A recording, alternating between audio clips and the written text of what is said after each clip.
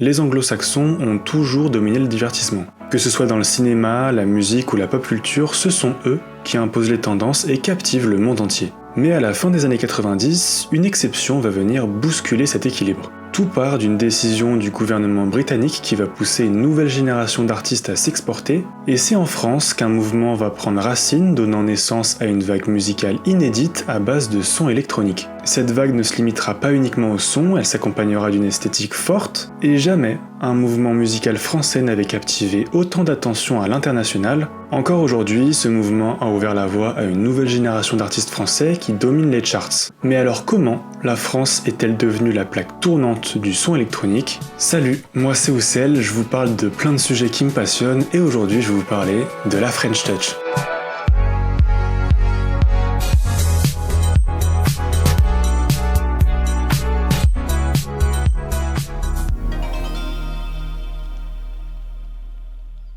Tout commence lors de l'été 1967. Cette année-là, des dizaines de milliers de jeunes se rassemblent à San Francisco, et plus particulièrement dans le quartier de Haight-Ashbury, pour vivre en communauté, prôner la paix, l'amour libre et la consommation de substances psychédéliques comme le LSD. C'est ce qu'on appelle le mouvement Summer of Love, un moment clé de la culture hippie. Il est étroitement lié à l'essor de la contre-culture portée par des artistes comme les Beatles, Jimi Hendrix, Janis Joplin ou The Doors. La philosophie hippie rejette les valeurs traditionnelles et prône une rupture avec le capitalisme et les conflits, notamment la guerre du Vietnam à l'époque. C'est cette vague de liberté, de musique et d'utopie qui marquera toute une génération et influencera les mouvements festifs futurs. Jusqu'à donner naissance à un nouveau Summer of Love 20 ans plus tard, cette fois-ci sous le rythme de la musique électronique.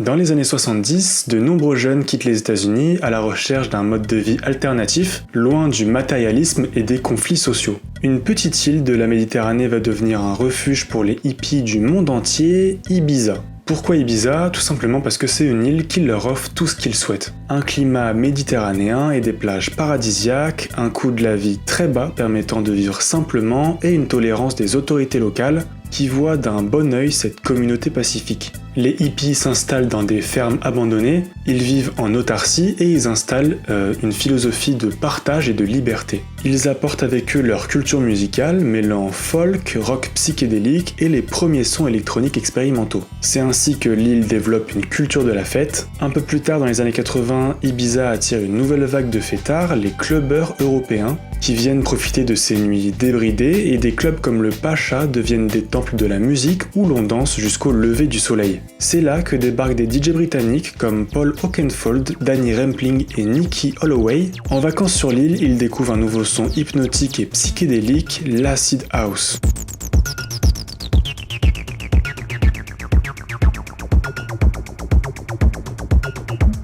Fascinés, ils ramènent cette musique en Angleterre et sans le savoir, ils vont provoquer une véritable révolution.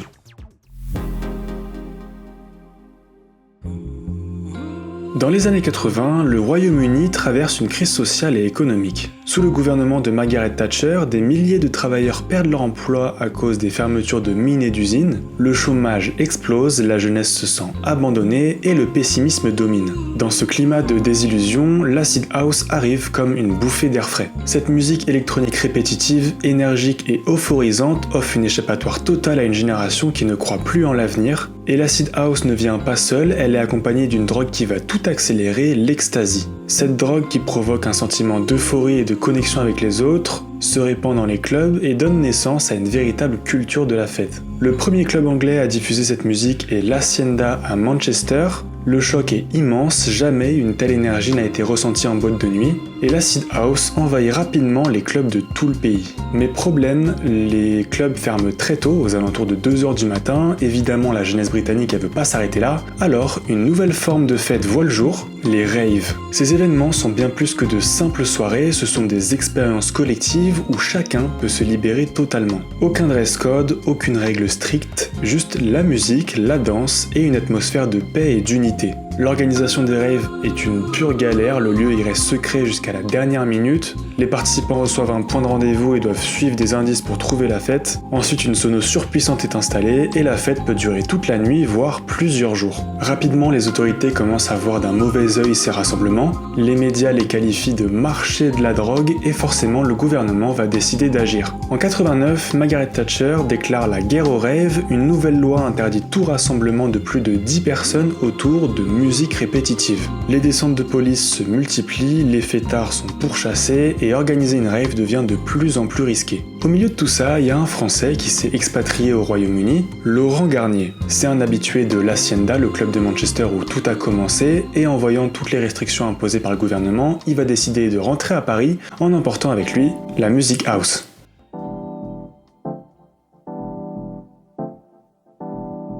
Lors de l'été 89, les jeunes Français découvrent donc les raves et la scène techno avec Laurent Garnier en précurseur. Il devient le premier DJ à mixer des classiques techno et house à la Locomotive, une boîte du 18e arrondissement de Paris. Petit à petit, un véritable microcosme se crée autour de cette vague musicale, notamment avec le label Yellow Production, fondé par un certain Christophe Lefriand, plus connu sous le nom de Bob Sinclair. Les artistes du label commencent à produire leurs propres morceaux, sauf que problème, leur musique ressemble beaucoup trop à ce qui se fait aux États-Unis et en Angleterre, et puis soyons honnêtes, le français moyen à l'époque, il en a rien à faire de tout ce délire de musique électronique. Ce sont deux éléments qui vont tout changer et qui vont donner naissance au mouvement qui va mettre la France sur la carte. Le premier, c'est l'héritage musical français qui est bien différent de celui des anglo-saxons, notamment avec le disco et le jazz. Cette influence va inspirer un jeune parisien du nom de Saint-Germain qui sort en 1995 l'album Boulevard.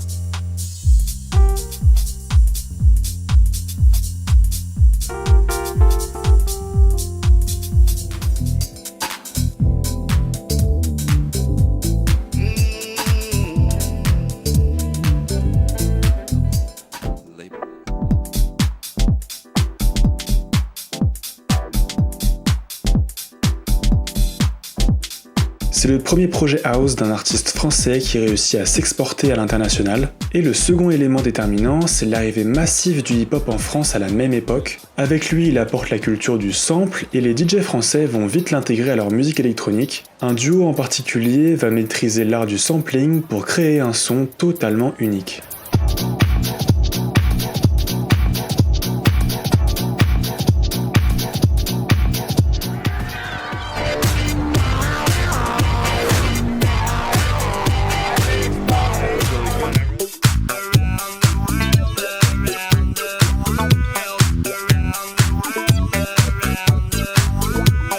Les albums Boulevard de Saint-Germain et Homework de Daft Punk seront les deux projets précurseurs de ce nouveau mouvement, la French Touch, un son inédit, indépendant et révolutionnaire qui se caractérise par une house music raffinée, mêlant des influences disco, funk et jazz tout en étant sublimée par l'art du sampling. Mais l'autre grande révolution, c'est que cette musique, elle peut se créer directement depuis chez soi. Il suffit d'un sampler et d'un Atari, c'est genre un petit ordinateur personnel de l'époque, et voilà, vous pouvez composer, et c'est maintenant aujourd'hui ça paraît totalement normal, sauf qu'à l'époque c'est une véritable révolution. Plus besoin d'aller en studio pour créer de la musique.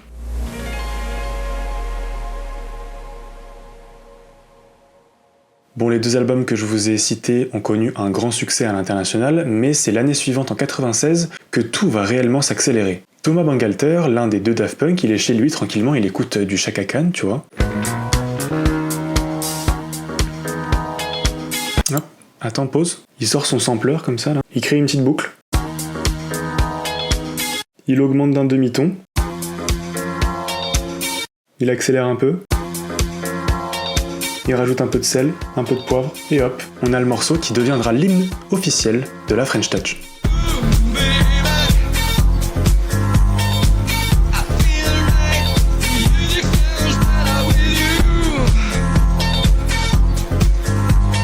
Le morceau dépasse les 2 millions de ventes, propulsant la French Touch à un tout autre niveau. Le club des Folies Pigalle devient le QG des acteurs de ce mouvement, où ils viennent tous mixer et danser. Et à la fin des années 90, la French Touch atteint son apogée.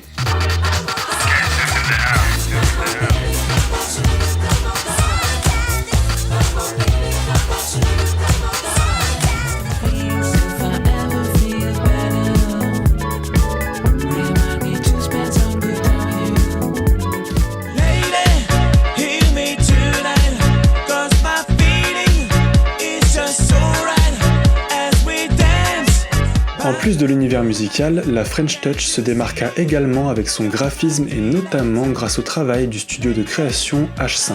Des couleurs vives avec des contrastes forts, des formes géométriques qui rappellent l'ère numérique et un style minimaliste et épuré influencé par l'art moderne et la pop culture. Mon projet préféré de la French Touch arrivera en 2001 avec Discovery de Daft Punk, et que dire, c'est une pure masterclass.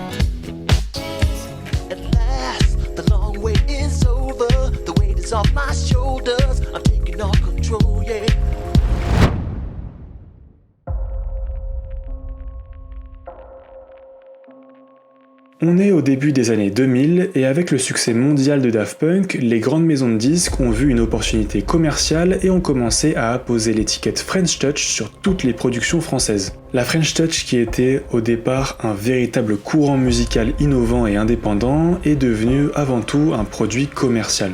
Peu à peu, le terme s'est mis à désigner n'importe quel artiste français qui tentait de s'exporter, même si sa musique n'avait plus grand chose à voir avec l'essence de la musique électronique. La mention French Touch a ainsi perdu son côté unique et est devenue de plus en plus ringard.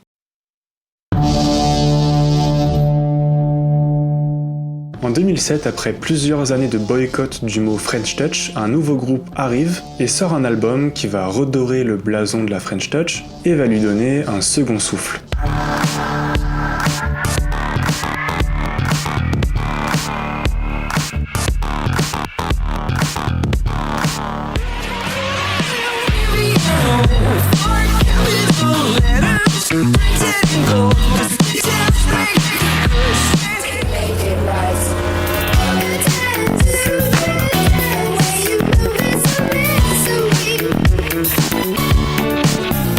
Avec le label Headbanger, Justice sort un album purement électronique, fidèle à l'esprit de la French Touch, avec son utilisation marquée des samples. Ce projet marque un tournant, il ravive l'engouement pour ce son unique et pousse de nombreux artistes à revenir avec des projets électroniques en assurant fièrement leur héritage French Touch.